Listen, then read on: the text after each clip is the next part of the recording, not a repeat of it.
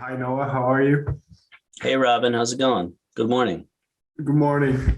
You just before I turned the camera on, you showed me your injury to your left hand. Yeah. Is it has that affected? Uh, what does that do to you as a musician? Is it because you need your kind of hands, you need your limbs, and especially as a piano or keyboard player, hmm whenever an injury like that occurs, what goes through your mind? Well, I cut my finger trying to separate two glasses. But the first thing that went through my head was, I hope I didn't cut my finger off because that'll be a real drag. There was so much blood on my hand that I couldn't really see what had happened. It was just like all red. Mm. So after about 15 seconds of just kind of like staring at it in shock, I ran it under the water, and then the water sort of washed away everything, and I could see that I still had all my digits. So I was a bit calmer after that, but there was definitely sort of a moment of panic. But we're adaptable beings. I assume I would have figured something out. It's nice that we have technology these days that music can be made without, any sort of, all I need is a mouse and a keyboard, and I could probably do it with one hand, I think. It might be a little more clumsy, but sometimes that can produce cool results. Well, that's interesting because one of the things I wanted to get into is kind of the way in which music is made, and especially amongst the collective. So before we get into how this whole process went for this new record, what are your memories of the summer of 2000, which in which I believe that was the first time that the four of you kind of got together and figured out kind of collectively to make music. So what are your memories of that time? Yeah. We had all, I mean, maybe the 4 or 5 years before that, we'd known each other, not super well, some of us. Dave and I and Brian and I had played kind of here and there, but didn't know each other personally super well at that point. 2000 was, three of us were in New York for a variety of reasons. And we used to go over Dave's apartment all the time, like every day. And we would just record with these mini disc players. We had this little Sony microphone that in retrospect had a really nice kind of room sound to it. And we just made so many recordings, a lot of improvisation, but sometimes we kind of like, especially Dave would break into like songy moments. And doing a lot of improvisation wasn't something we'd done a ton of before that. And I feel like the sort of spirit of those days kind of was you might say sort of the springboard for everything that's happened kind of since then. I feel like that was sort of like, I guess, like laying the groundwork for kind of where we're at now in a way. With Although that, it also kind of feels like we've gone in circles, like there's been sort of cycles to things, and kind of feels like we've come all the way around in recent times. well, one thing I suppose that happens whenever a worldwide pandemic hits is that it causes a lot of people to reflect. So was that the same for you as a group? That you kind of look back a little bit at what you've done and how you wanted to proceed towards the future? I wouldn't say in any sort of explicit way. Like, I don't remember having any conversations about the history of the group or anything like that. But I mean, something like this, I feel like shows you the pressure points in society and culture, sort of these breaking points. It exacerbates so many of the problems that already existed. So I suppose in a way, but again, not in any kind of way that it's easy to talk about. And in terms of the creative process and the approach that you have, we talked about when the groundwork was laid in 2000, and if you compare that to the way you approach it now, and you mentioned the technology earlier, the things that are possible now, has that been a big shift over time, the way you operate? In terms of technology? Well, both in terms of what you want to get out of your art, but also in terms of how you kind of realize what you're making. It's kind of maybe a cop-out answer, but I feel like it's changed everything and it's changed nothing in a way. I mean, I feel like so much of the kind of galaxy of creativity that surrounds sort of the foundational piece has changed, but the foundational piece itself has remained exactly the same. Insofar as I feel like the reason, I don't want to speak for the other guys, but for myself, the reason that I make stuff is just kind of to take me from one day to the next. It's just sort of a way of, one of the best ways I found of kind of staying happy and upbeat and, keeping the ball rolling. And if other people if it brings some light to somebody else's life, that's really great. But it's kind of icing on the cake in a way. Right. In that sense, then, and this goes into kind of a little bit of the themes of the new record then, but are you somebody who really tries to live in the moment? I think so. I hope so. It's easy, especially these days, to get kind of lost or swept away with stuff. But yeah, I try to be mindful, aware. And what is your creative, I don't know if goal is the right word, but you mentioned kind of keeping the ball rolling. What exactly do you mean by that? What do you get out of your creativity yourself? Mm-hmm. Again, I mean, it's maybe kind of a boring answer, but it just sort of keeps things going. I don't feel like it's sort of like fish have to keep swimming. I guess it's a little bit like that. I feel like I'm always kind of looking for something, but never fully. I'm always traveling towards something, but never fully arriving there, if that makes sense. Is your approach to songwriting and writing music, is it very instinctual then, or is it very conscious?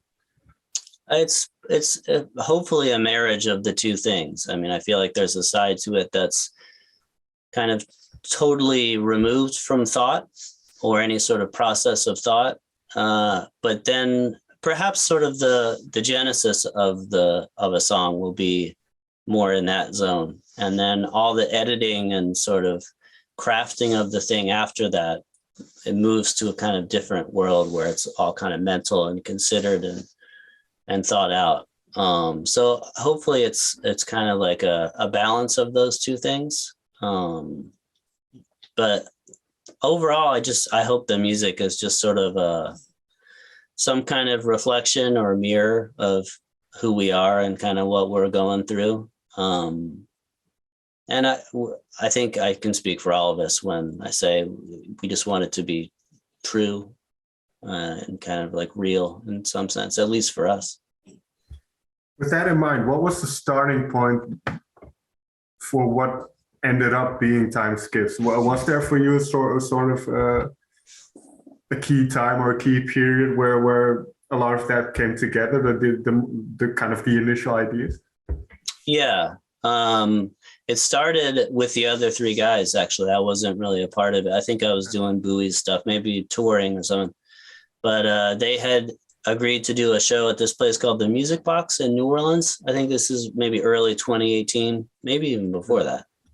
I'm a little bit foggy on the dates, but so they had written a whole set of music for that show. It was going to be the Music Box is this kind of outdoor space where there's a bunch of structures around it that are all kind of music instruments themselves. Like the buildings have these kind of elements that you can kind of play in a way. So I think they were thinking of it as this really like collaborative, and they worked with a bunch of local musicians down there as well. So it was this really kind of collaborative outdoor experiential thing. And not all of those songs, as far as I can remember, made it all the way to the end, but a lot of the songs ended up on Time Skiffs. And I feel like that event especially sort of set the tone for what Time Skiffs eventually became. Like it was all sort of like everything after was sort of an iteration of that event, or like trying to explore that sort of aesthetic or that kind of that feeling there. And then maybe the second big moment was in 2019 summer, end of the summer.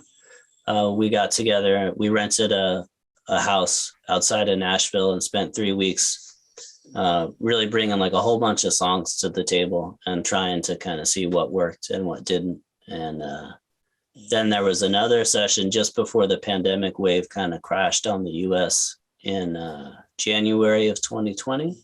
And we were about to record, like we were scheduling studios for March of 2020, and then kind of everything stopped. So then it was like, are we going to be able to do this thing? If we are, how are we going to do it? And we kind of felt like we had maybe 2 albums worth of material.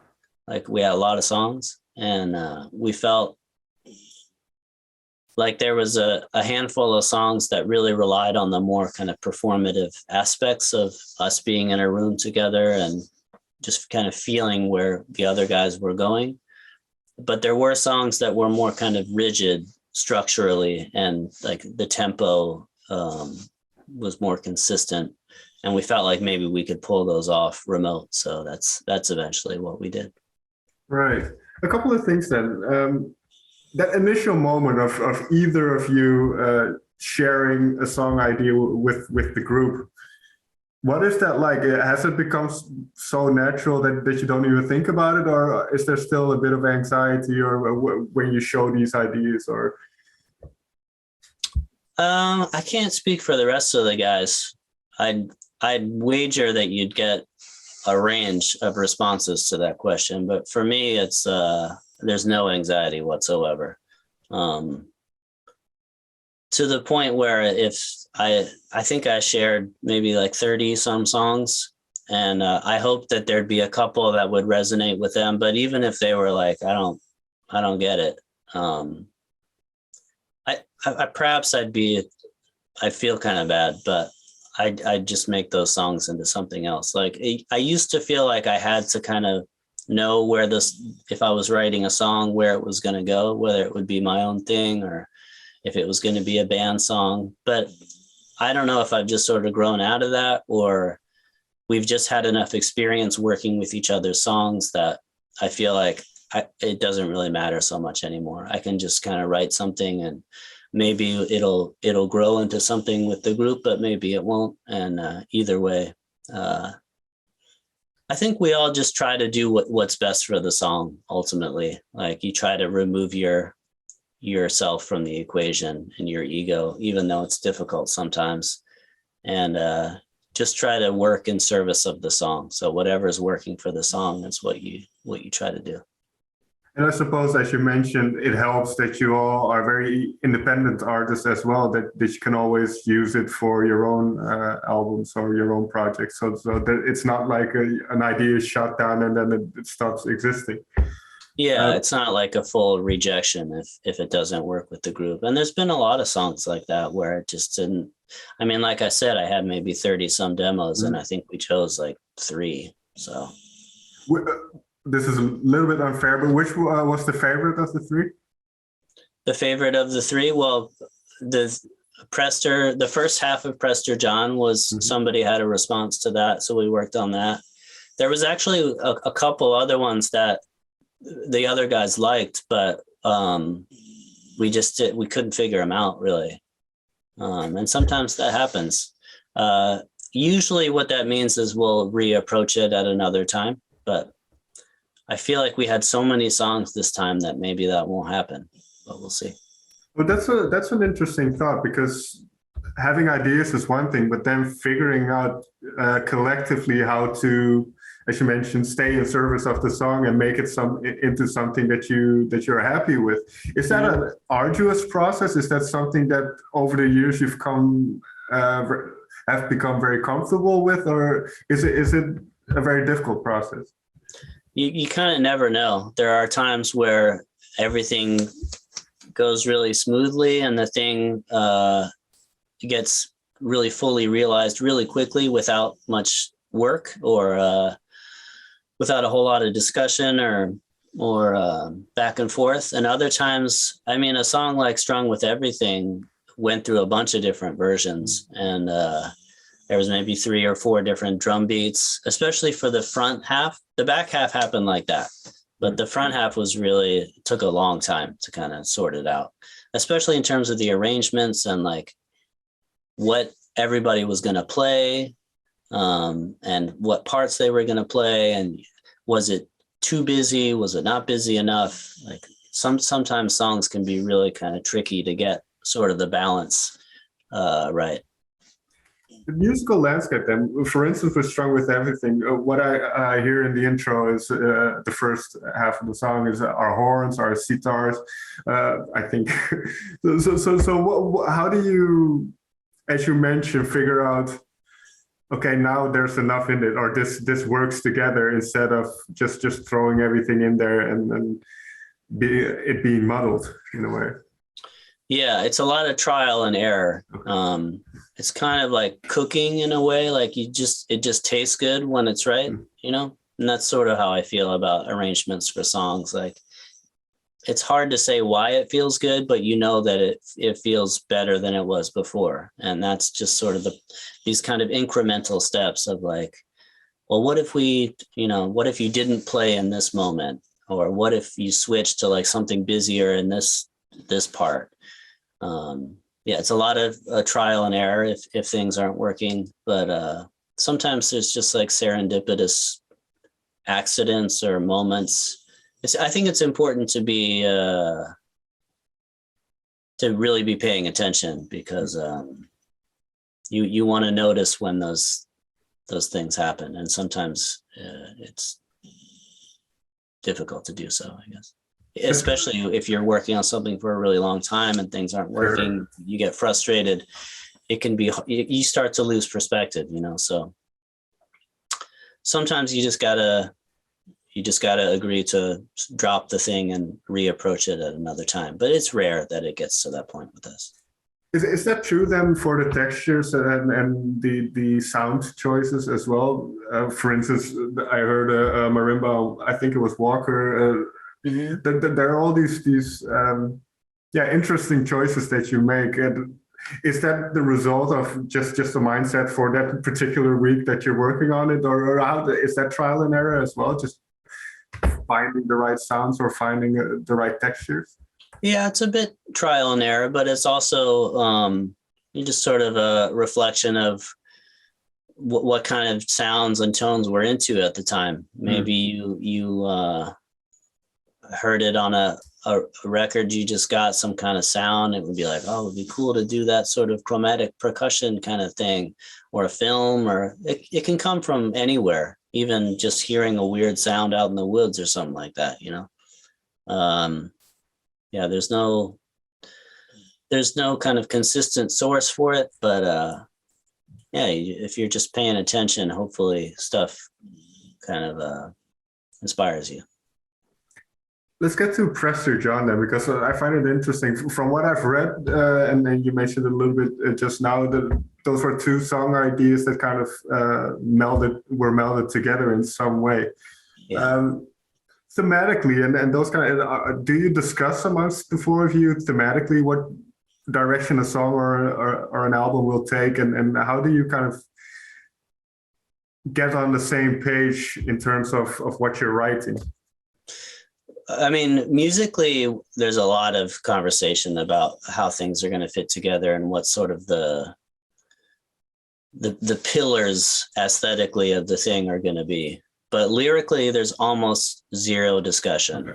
Okay. It's really rare that we'll talk to each other about. Occasionally, I feel like one of us will be like, "That's a cool line. Like, what are you thinking there?" But we're actually surprisingly guarded about lyrics. Like it's not something we discuss very often. We kind of, I guess it's like sort of a sacred space for us in a way. Having said that, I feel like part of the reason we wanted to link the two parts of Prester John was it did seem like there was some kind of lyrical synergy to the two things, or there was a way I could make the two things fit together in my mind. Even though both songs lyrically are pretty vague, like the sort of, certainly my half of the song is kind of cryptic in a way. So I guess that makes it easier to do that sort of thing, to join pieces together when the meaning of the thing is so kind of opaque. But yeah, musically, I feel like it rarely works to just shove two things together. But I think we were perhaps rehearsing for a show or something like that, and we'll often play one song right up against the next, like try to go from one song and into the next without really stopping the sound. And I feel like my memory is that we put those two songs together, and it just felt really good to go from one to the next. But it's rare that it works that way. For your half of the lyrics, then, what was the inspiration? Because I did have to Google Prester John and kind of figured out it's a 12th century mythical figure that most likely didn't exist. So what was the motivation from your perspective for the song? And as you mentioned just now, you don't, as a band, you are a bit guarded about lyrics. So if I'm prying too deep, just let me know. It's okay. Yeah, I remember reading about Prester John, and I've totally forgotten his whole thing. But I remember at the time being like, I can connect the dots here. For me, the front half of the song was inspired mostly by a feeling and just trying to kind of capture that feeling in a song. I wouldn't say it's a climate change song, but the genesis of it was after, I think it was the first climate change report came out. And just sort of this sense of like thinking about people kind of traveling down roads that ultimately aren't really so beneficial, or aren't so healthy. And there was just kind of like a profound sadness that I had in that moment that I felt like could be a good place to start a song. And it wasn't like super defined for me. I didn't want to write some kind of heavy-handed climate change thing, but it was definitely inspired mostly by the feeling that I had and trying to describe that, and hopefully like reflect that feeling in some kind of genuine way. There was a line in that song, treat every day as an image of a moment that has passed. Which I found a very interesting line. Where did that come from? That was one of those things that just sort of came into my head, just sort of popped into my head while the song was playing. I think it was the very last thing I wrote for the song. But just sort of this kind of weird device of time and thinking about time kind of doubling back on itself. I just thought was sort of a funny little thing. You mentioned a sense of sadness around this song in terms of climate change, and there's a line in Car Keys, did you ever meet your dark side? So this period of especially writing those lyrics, what kind of mindset were you in? That Car Keys, have you ever met your dark side is actually that's one of Dave's contributions to that song. But so I don't even know like what his piece of that song is, or like how he's thinking of what he's singing in relation to what I'm singing. It's sort of like we did a song called Taste, where there's two like totally separate narratives that each of us are singing. But again, I feel like I can find common ground, or there's some sort of like greater whole in terms of the meaning of the song to me. The car keys, I feel like is a type of song that I've done in a variety of ways since maybe like 2014 or so. Really thinking about sort of the machine of a person and sort of what makes us do things, especially like the uglier stuff that we do, like where that comes from, thinking about that and trying to describe that kind of stuff. I feel like I've written a lot of songs. So car keys and like this sort of idea of driving the machine of yourself in terms of instincts and stuff like that is really kind of what the song's about. Am I right in saying that you've performed all of the songs on the record live already in some fashion? I think all of them except for Strung with Everything. Okay. I think that was the only one that we hadn't played live yet. Because I saw you have some dates in March, and then you're looking to come to Europe in the fall. Mm-hmm. So the translation process from being in the studio and being able to tinker and experiment as much as you want, and then having to translate whatever you come up with to the live stage, has it already begun to some extent? And is that a tricky process in terms of the textures, as I mentioned? Yeah, it's kind of the only process we've ever known, like writing songs and then it's a bit backwards, but touring with them. And then the record is sort of the end of that process. Okay. Although to me, a song's kind of alive. It's never like totally finished. There's always kind of room for it to grow into something else in the future. But yeah, I feel like the cycle has slowed down a little bit for us now that we're all kind of apart and we don't get together as often as we used to. I mean, in New York, in the beginning, it was always the same group of like 7 people, all our friends at the shows. So we felt like every show we needed to come up with new stuff. And that sort of just set us on this cycle of like always wanting to bring new stuff to the table. And then the shows it felt like there was more and more people at the shows at a certain time that kind of felt like they just wanted to hear this song or that song. And our way of kind of throwing a bone to those people was kind of going back to old songs and trying to change them into something that might fit with the newer stuff. So that was kind of our way of having our cake and eating it too. But I can't say if it's like trickier than the normal way or not, because it's sort of the only way we've ever done things. So it feels really natural to us to do it this way. Do you like playing older songs that have evolved, or do you prefer to kind of focus on the new stuff? I like playing the new stuff. If I had my druthers, we'd only play new songs all the time. But it's an ongoing conversation in the group. It's an interesting thought, especially if you look at those kind of legacy artists. I don't know if that's the right way to say it, but bands like the Rolling Stones and all these big names that whose tours are pretty much your greatest hits kind of efforts. What are your thoughts on kind of where music is going and the business side of it, where a lot of it seems to be, at least from my perspective, seems to be catering to the crowd, where some artists kind of reject that idea and prefer to make art that they themselves are interested in? Yeah, it kind of feels like we're approaching a crossroads with the music business. I feel like there's going to be some sort of big change. I don't know what it's going to change into. I just have this sense that the way things have been for a long time, it's not going to be like that anymore.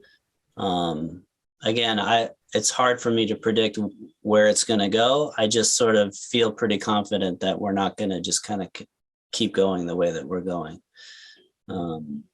Hopefully for the best, but yeah, we'll see.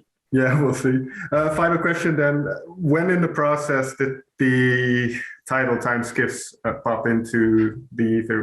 Was that very early on or near the end? It was maybe the last decision. Okay. Yeah, titles are tricky. One of the more difficult things. for us to decide. I suppose there's been a handful of times where somebody suggested something and it was pretty immediate. Everybody was on board, but typically we have kind of a handful of titles, and it's this sort of like boxing match of who's going to win. Not personally, but in terms of the titles themselves, which title's going to win. I find that I need to sit with the title for a long time, because my feelings on it will change a lot. I might feel great about it 1 month, and then the next month feel like it's really corny. So I like to have a lot of time with that, with title decisions. But part of it is me trying to, and I'm sure I can speak for the other guys, like trying to make sure that the title represents the music in some sort of true way. And often that's difficult because there'll be such variety in the songs and kind of what they mean to you. So finding the right title that really kind of encapsulates that can be really, really complicated. But we'd had a lot of conversations about music and time and the dynamic between those two things. So it made a lot of sense eventually. One more thought then, because you allude to something interesting, which is, well, you mentioned that the initial process for this album started in 2018. And these songs have been with you for a while. Is it, how do you stay attached to these songs over a, let's say, 3 to 4 year period? Is that just the business and the way things go, or do you really have to make some effort to stay with these songs? It takes effort. 3 years, I think, is too long. My approach was really just not to like listen to as soon as we were done, I just couldn't. It's not that I didn't like it, but I just felt like to respect the songs, I shouldn't listen to them because I might kind of start losing objectivity, you know? But yeah, I feel like the pandemic kind of made it too long. If it wasn't for that, I'm sure we would have moved on probably to something. We would have recorded the songs earlier and the whole cycle would have been a bit quicker. But yeah, 3 years is too long. Well, very glad that the album is finally here then. And I wish you all the best with the record, with the live shows coming up. Hopefully everything goes well and then the world opens up a little bit. Yeah. And the best with your hand. I hope you recover soon. Yeah, doctor says it'll be totally normal in a couple of weeks. Although he said I won't because I cut the nerve. So he had to repair the nerve. And he said, like, I won't have feeling in it for maybe 6 to 8 months. Okay. But he's like, you'll be able to use it just fine. But you just might feel a little funky for a while. Yeah, might sort of need some getting used to when you're playing anything. Yeah, I'm sort of curious, especially drums, to see kind of how it feels. I've already been playing kind of caveman style, but I think it'll be fine. I'm not too concerned about it. But thank you for your time today, man. I appreciate it. Thank you so much. And yeah, as I said, all best.